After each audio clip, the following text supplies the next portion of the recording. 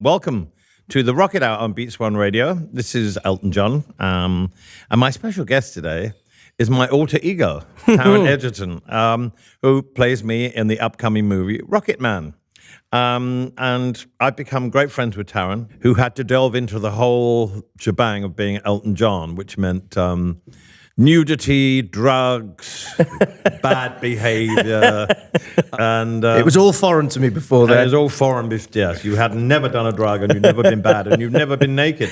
So, for those of you who don't know, in Rocketman, I don't sing anything. Taron has re-recorded all the songs that are in the movie, and sings them quite brilliantly. You know, it's not easy to sing Burning Eye songs.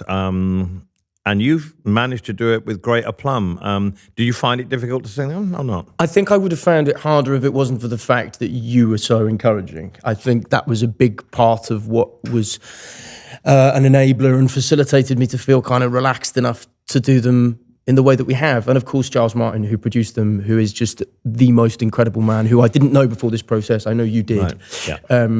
But he's wonderful on a sort of personal level as well as a professional level, and I owe a lot of it to him, I think. And for those of you who are listening, I didn't get involved in any of it. I just let you go ahead and do, I knew you could sing because I heard I'm Still Standing, which you did in the film Sing. Yes.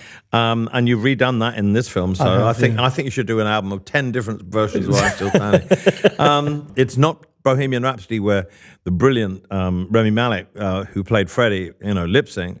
You're actually doing the whole thing. And how did you approach playing me?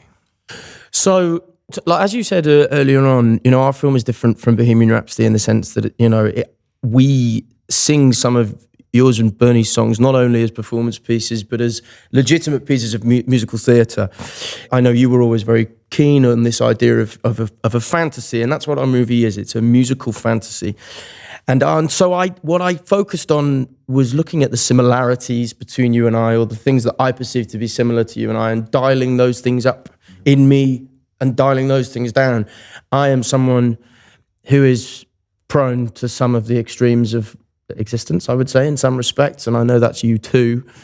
And it felt like a very important film to me to tell the story in a certain way, and it's always something that I felt very emotionally connected to, and I've loved it. But in terms of me trying to demystify the process of acting, I don't know, really. You just sort of throw yourself into it. Now we're going to get to you, Taron Egerton. You have a single coming out, a Rocketman. I do. I know the bloke who wrote it, actually. And you've done a video, which is fabulous. It's a really beautiful version of Rocketman. And again, not an easy song to sing, but you make it so simple. We were toying with other choices for singles, like Don't Let the Sun, which you're singing so incredibly well. But we settled on Rocketman. Are you pleased about that? I am pleased about that. I'm pleased about it because where it falls in the film. I think it's a real emotional peak in the movie. When I read the script and when I started learning about your life, it's a 24 hours, 48 hours in your life that I was fascinated by. And I actually think what Dexter and George Richmond especially, and Giles Martin, have done with that sequence is really quite special, actually. And I love this song. All right. Well, this is your first ever solo single, isn't it?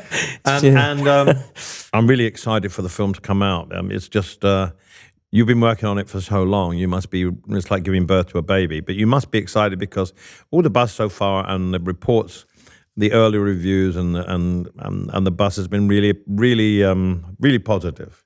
Yeah. I think we have, if I may say so, I think we've gone about it the right way. It's been very, very collaborative. It's been put together by the most passionate collection of people I've ever had the good fortune to work with.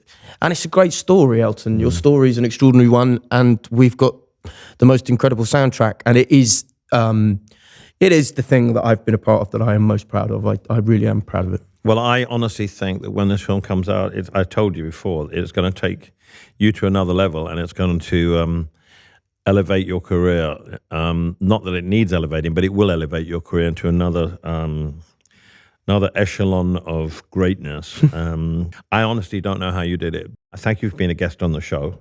Thank you for having me. And onwards and upwards, we'll keep our fingers crossed and touch wood. We're going to end with a dance track. It's a tradition in my show. Let's get dancing. Thank you, Taron. Thank you. Bye, everyone. See you next week.